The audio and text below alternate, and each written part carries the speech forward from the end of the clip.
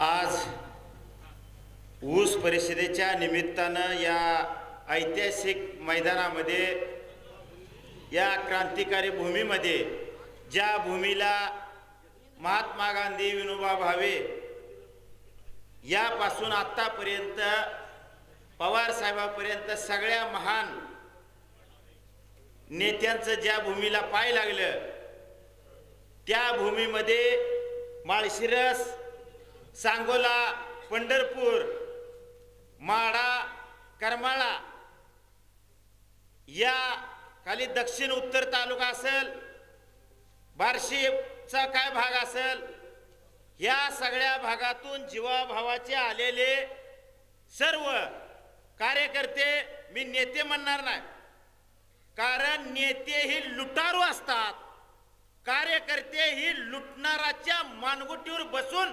शेतकऱ्यासाठी रस्त्यावर येणारे कार्यकर्ते असतात.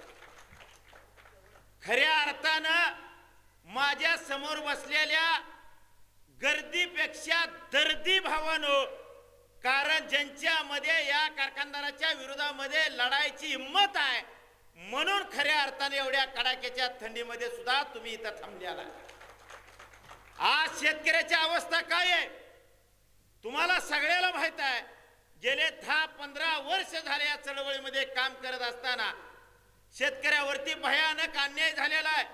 मग लाईटीचा डीपी सुद्धा 15-15 दिवस दिला जात नव्हता, महिना दिला जात नव्हता. आता माझ्या चळवळीतल्या फटक्या कार्यकर्त्याने जरी फोन केला तर डीपी एका दिवसात किंवा फार तर 2 दिवसात येतो. ही खऱ्या अर्थानं चळवळीची ताकद आहे. आज कोल्हापूर, सांगली, सातारा मध्ये राजू शेट्टींच्या नेतृत्वाखाली तिथं मोठी चळवळ उभा राहिलेली आहे. विदर्भ, मराठवाड्यामध्ये बच्चू कडू असतील, रविकांत तुपकर असतील, यांच्या नेतृत्वाखाली मोठा कर्जमाफीचा लढा उभा राहिला. मग लातूर असेल, उस्मानाबाद असेल, सोलापूर असेल किंवा पुणे जिल्हा असेल, या भागामध्ये सुद्धा मोठं नेतृत्व आपल्याला उभा करायला लागल, दबाव गट उभा करायला लागल. त्याशिवाय ही गेंड्याच्या कातड्याची अवलाद तोंड उघडणार नाही. कारण तुम्ही अनेक दिवस झाले बघताय, या शेतीमध्ये जेवढं काय आपण पिकवतोया त्या पिकाला भाव सगळ्याचा दर ठरवला जातो, पण ऊसाचा दर ठरवला जात नाही. आज 1 महिना झाला तोडी चालू आहे, त्या कुठलाही कारखानदार मूग गिळून गप्पाय, कुणीही दराचं नाव काढलं नाही. फक्त प्रत्येक जण ऊस घेऊन जातोय, प्रत्येक जण म्हणतोय मी सगळ्यापेक्षा 1 रुपया जास्त देणार आहे. अरे 1 रुपया आता भिकारी सुद्धा घेणार अवलादी हो, तुम्ही भिकाऱ्यापेक्षा बेकार अवलादी द्या. म्हणजे प्रत्येक जण येतोय शेतकऱ्याला येड्यात काढतोय. प्रत्येक जण म्हणतोय मी शेतकऱ्याचा आहे, मी एवढा दर देणार आहे, मी तेवढा देणार आहे. तुझ्या हाताला काय लकवा भरलाय काय? किती दिवस देणार आहे, किती दिवस लुटणार आहे? म्हणजे प्रत्येक माणूस शेतकऱ्याला लुटायसाठी बसलेला आहे. शेतकऱ्याची दयनीय अवस्था झालेली आहे. आज राज्याच्या उपमुख्यमंत्र्यांना, 2 उपमुख्यमंत्र्यांना आणि मुख्यमंत्र्यांना मोठ्या चॅनलवरती मोठ्या बातम्या दिल्या. 33,000 कोटी रुपये पॅकेज दिले. 33,000 कोटी रुपये. महाराष्ट्राला शेतकरी किती आहे माहित आहे का? 1,36,00,000.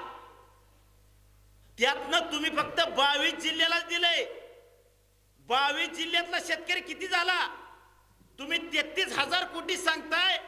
त्यामध्ये तुम्ही जर सद्गुरू सारख्या कारखान्या ठिकाणी गेला तर हजारो एकर माळरान आहे, वन विभाग आहे, पडाके जिमण्या येत्या, त्याच्यावरती पीक नाही, असे अनेक क्षेत्र मोकळे येते. मग राहिलेलं क्षेत्र किती? तुम्ही घोषणा करताय किती? शेतकऱ्याला पैसे येतात आहे किती? ह्याचा हिशोब करा. मी सांगतोय म्हणून नाही, तुम्ही मॅपवर टाका महाराष्ट्रातला शेतकरी किती आहे. 33,000 कोटी, 1,36,000 शेतकरी. ही गणित करा भावानो. एवढी मोठी माणसं जर लबाड बोलत असली, फसवत असली, तर मला सांगा खऱ्याचा काळ राहिलाय का नाही? सगळी खोटं बोलते ती प्रत्येक. आता मला सांगा, इथं सीताराम कारखाना इथं चेअरमन म्हणून जी कामकाज बघणारा माणूस चळवळीतला आहे काळुंके सर सगळ्यापेक्षा 200 महाग आहे. म्हणतोय मी पाणी परिषद पट्ट्या लई दिवस झाले घेतोया आणि नागनाथ अण्णा नायकोडेच्या तालमीत तयार झालाय. कशाला 200 रुपये हाणायला काय? कशाला तयार झालाय? वार बहादरा वार पट्ट्या ही सगळी नालायकाची टोळी आहे. मी ह्या टोळीला मी फोन केलता एकदा. काय म्हणतोय गडी माहित आहे का? दुसरी काटा आणते ती मी हाणत नाही. वार पट्ट्या चांगला घोडा लावतो या. आ म्हणजे वाढ बोलून घोडा लावतो ही चळवळीतला म्हणतो या. तसाच सगळं गडी आहेत. गेल्या वर्षी एका गड्यानं जाहीर केलं 3,500 देणार. अरे दुसरा सीझन निमा गेला. अरे दुसरा निमा गेला कधी देणार आहे? लबाड बोलतोय. तिसरा गडी म्हणलं एकाकडे सगळ्या सत्ता जातील या म्हणून याला सत्ता आणून दिली. यानं तर फडणवीसच्याच गळ्यात टाकलं या गोंगड. वार बहादरा म्हणतोय मी शेतकऱ्याचा आहे. नाव घ्या. काय नाव घ्यायला? कल्याणराव काळे कायम दराला गडी फोडाय व नवा कारखाना आता तर झाला का जुना? वार बहादर सीताराम काढला, इठ्ठल लुटला, चंद्रभागा काढला, चंद्रभागा लुटला, सीताराम काढला. शेतकऱ्याच्या तळतळाटायचा पैसा कुणाला सुद्धा पचत नाही. एक विठ्ठल मध्ये खाल्ल्याला गडी सांगा नीट आहे का? अख्ख संचालक मंडळ वर आहे अख्ख. अरे औदुंबरांना बघत या खावा किती बी तुम्हाला तनका दिल्याशिवाय अन्नार राहत नाही एवढं ध्यानात ठेवा. किती बी खावा एवढ्या बेकार अवला द्यायच्या. बबन दादा 6 कारखाना काढलं तर म्हणते गरीब आहे हो मी. आणखीन माझी अडचण आहे. मी सुद्धा त्यानं 35 दिला तर 1 रुपया जास्त देणार आहे. तुझा 1 रुपया कुठं थांबलाय का? तकडं परदेशात ऑपरेशन करायला गेला 1 रुपया कमी पडलाय कुणाला?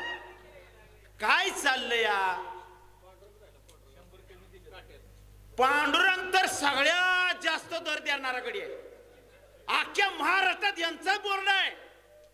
सगळ्यात जास्त दर कुठं आहे? जास्त पांडुरंग लुटला, युट्यूबियन काढला. युट्यूबियनचं बी कोळसा आहे, पांडुरंगचं बी कोळसा आहे. बोलायचं कोणी? अरे ही सगळी लुटारूची टोळी आहे.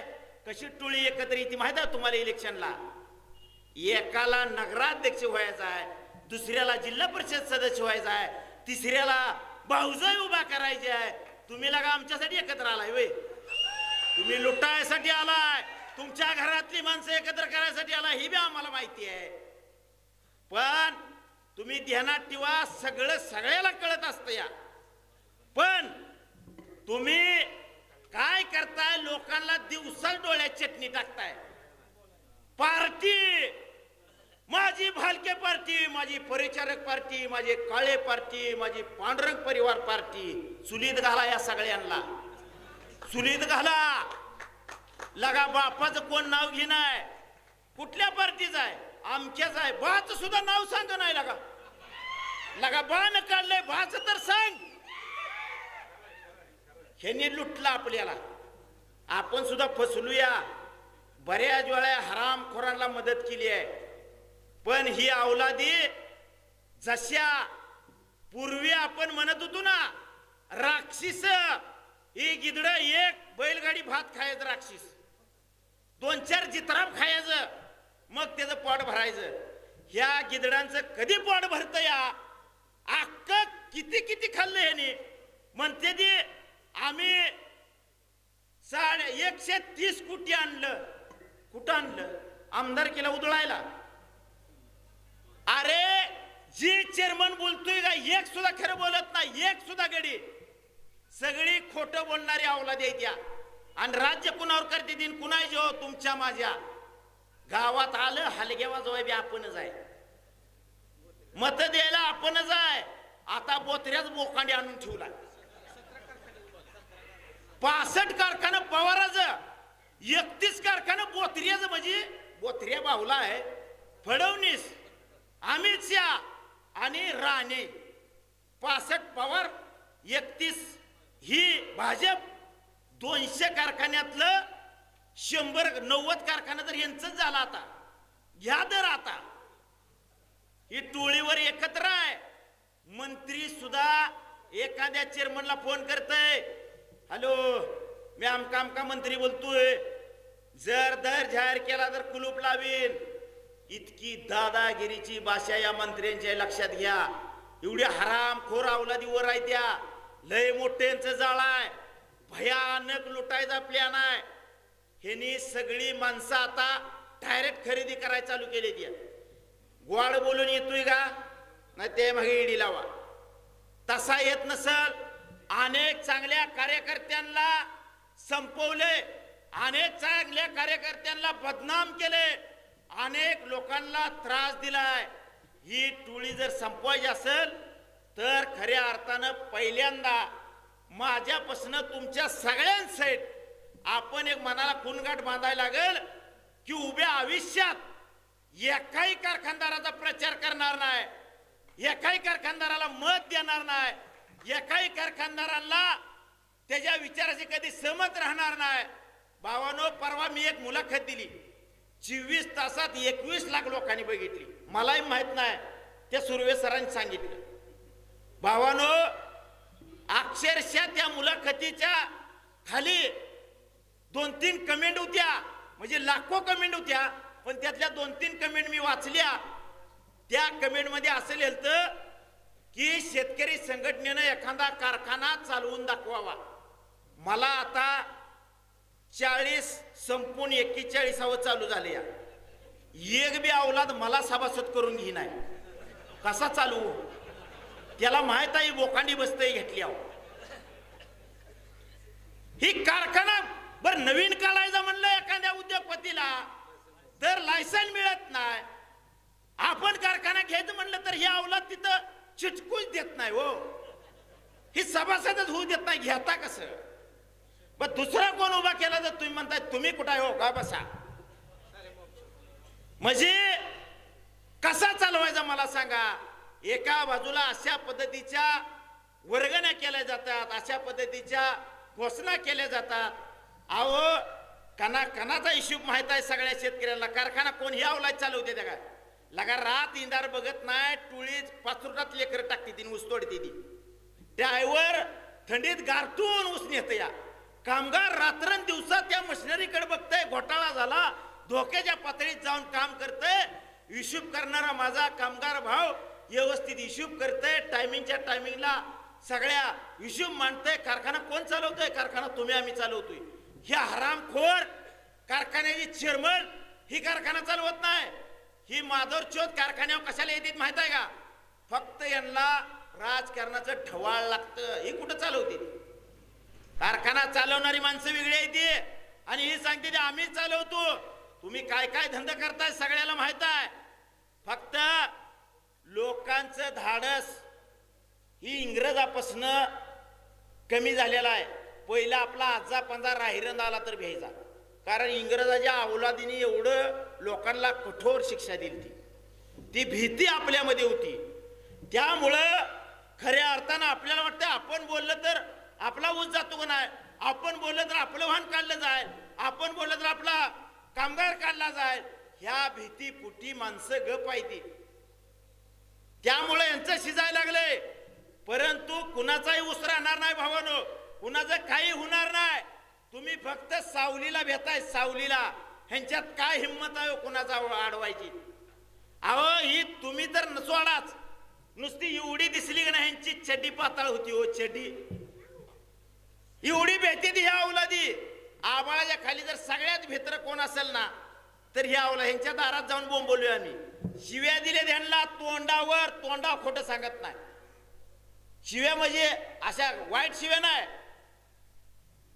आपल्याला दर पाहिजे म्हणून तुम्ही कधी जाहीर करणार आहे हराम खोराव, असं तोंडावर बोललोय आम्ही. ह्यांना भेट नाही आणि कधी भेटणारही नाही. तुम्हाला सांगतो, येणाऱ्या भविष्य काळामध्ये तुम्हाला एक नेतृत्व तयार करायला लागल. या भागामध्ये, या जिल्ह्यामध्ये, प्रत्येक जिल्ह्यामध्ये एक नेतृत्व तयार करायला लागल, तालुक्यामध्ये करायला लागल. तुम्ही जर दरासाठी आमच्या बरोबर, इलेक्शनला दुसऱ्याच्या बरोबर, आयुष्यात दर मिळणार नाही. आयुष्यात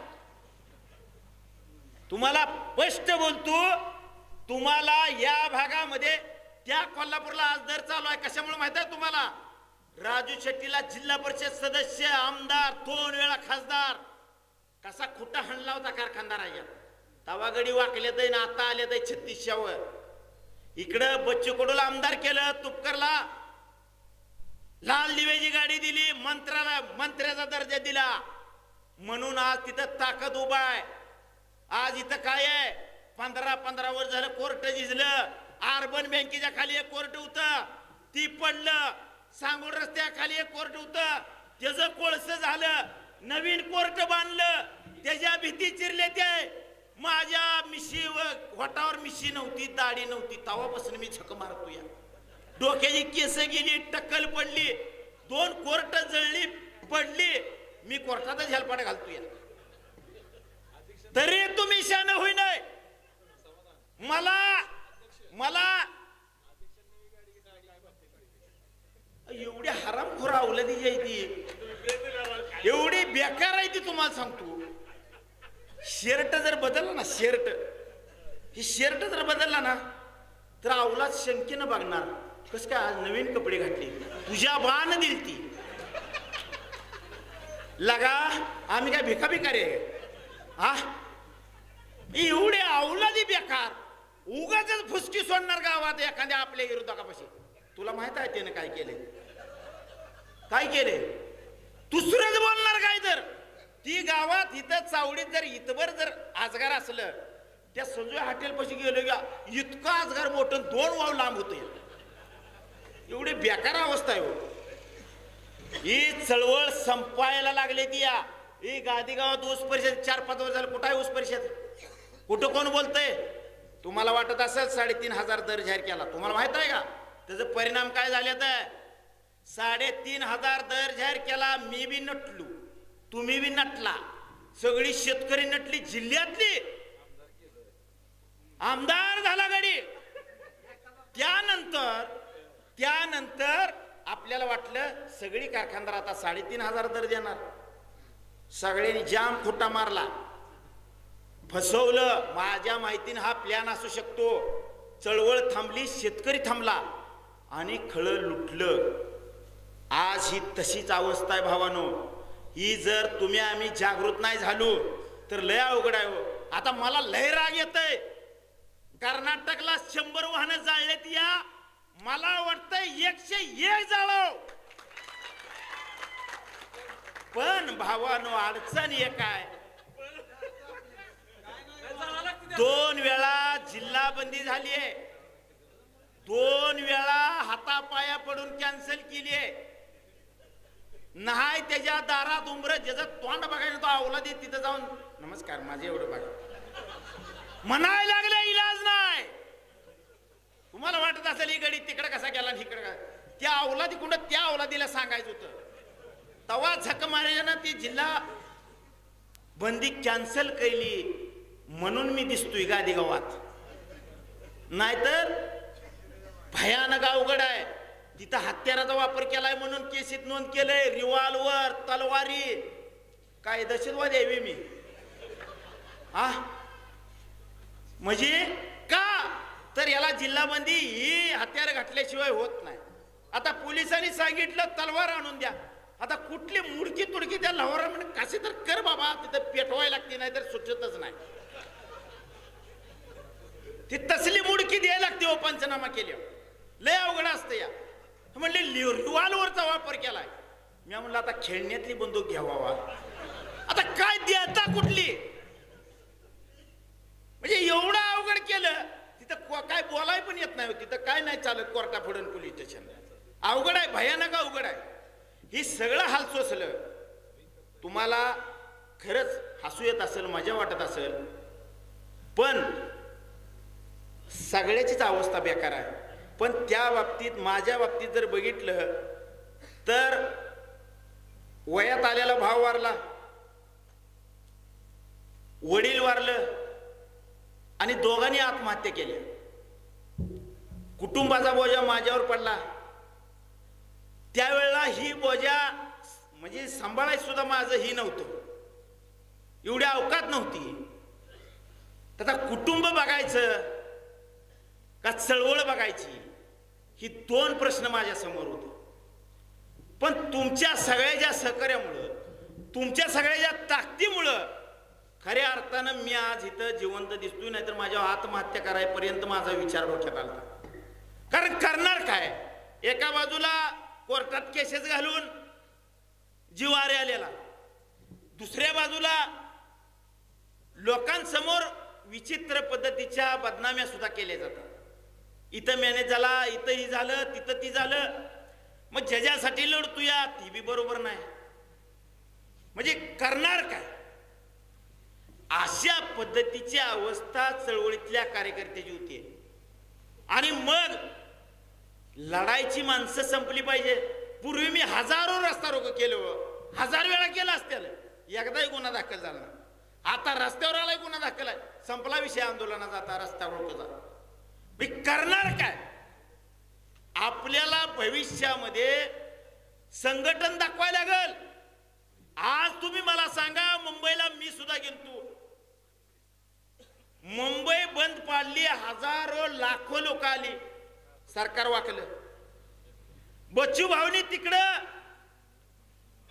हजारो लोक नेली, तिथं सरकार वाकलं. तारीख तर दिली, भले म्हणतो लांबची दिली, लोकांना पटली नाही, आवडली नाही. पण लगा ज्या दिवशी लोक पुचली त्या दिवशी मुसळधार पाऊस आला. हो, एक माणूस थांबाय तयार नाही. काय करणार. निदान तारीख तर दिली, कर्जमाफी तर होणार आहे.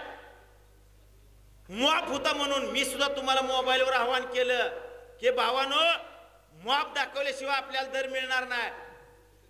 आता मी कार्यक्रमात गुंतलो होतो, माझ्या घरी वैयक्तिक कार्यक्रम होता, कुठल्या गावात सभा नाही, कुणाला काय नाही, नुसत्या फोनवर. तुम्ही एवढी जण इथं आलाय त्याबद्दल तुमचं मनापासून परत एकदा अभिनंदन करतो.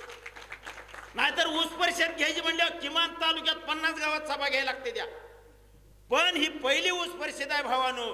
पुढच्या वर्षीच्या ऊस परिषदेला बाहेर 500 फुटापर्यंत ती स्क्रीन लावायला लागल, एवढी लोक येतील याचा मला विश्वास आहे. कारण ही सुरुवात आहे भावानो, ही सुरुवात आहे. पुढचा जी लढाई ते दीपकराव भोसले आणि आमचे सर जे टेंभूरवरून आलेत, ही दोघं जण सांगतेली, ती माझ्यापेक्षा ज्येष्ठ आहेत. म्हणून खऱ्या अर्थानं मला जाता जाता एवढंच सांगायचं आहे की आता तुम्ही म्हणसाल कोण तर आपल्यासाठी लढल आणि आपलं होईल, ही सोडून द्या. येर हरील पलंगावरी दिवस गेला. आता स्वतःला लढायला लागल, स्वतःसाठी लढायला लागल. पक्ष, पार्टी, जात, भेद सगळं विसरून आपली पार्टी म्हणजे शेतकरी, आपला लढा, आपलं ध्येय ही शेतकरीच. ही विचार तुम्ही आम्ही जोपर्यंत डोक्यात आणणार नाही भावानो, मानव हा माकडापासून तयार झाला. माकडाची शिपटी हळूहळू झडली आणि ती मानवात रूपांतर झाली. त्यावेळेला फक्त शिकार करून खात होता मानव. मग मानवानं शेती पिकवायला चालू केली आणि शेतीमुळे एवढा सगळा देशाचा विकास झाला. आज त्या शेतकऱ्यावर आत्महत्या करायची वेळ येते. त्या शेतकऱ्याला लुटलं जात आहे, पिळलं जात आहे, दारिद्र्य, गरिबी, वर्षानुवर्ष हलाय तयार नाही. आत्महत्या 4-4 लाख शेतकऱ्यांनी आत्महत्या केल्या, मुलांनी आत्महत्या केल्या. 15 ऑगस्टला कपडे नाही ती म्हणून आत्महत्या झाली. हो, कपडे मला नवीन मिळाले नाही ती म्हणून आत्महत्या केली. एका बापानं 15 ऑगस्टला मी पोराला कपडे आणू शकत नाही म्हणून विदर्भ मराठवाड्यामध्ये आत्महत्या केली. मी 15 दिवस त्या भागामध्ये राहिलोय. भयान वाईट अवस्था आहे. ती अवस्था आपली सुद्धा व्हायला वेळ लागणार नाही. तुम्ही वेळेत जागा व्हा. वेळ ही सगळ्यात महत्वाची असते. वेळेत जर जागा नाही झालो तर पुढची पिढी सुद्धा माफ करणार नाही, ही लक्षात ठेवा. आज एवढी मोठ्या प्रमाणात तुम्ही इथं आला, या ऊस परिषदेची शोभा वाढवली. पत्रकार बंधू, सगळी वडीलधारी सहकारी यांचं मी मनापासून अभिनंदन करतो. आणि माझं लांबलेलं 2 शब्द संपवतो. जय हिंद, जय महाराष्ट्र.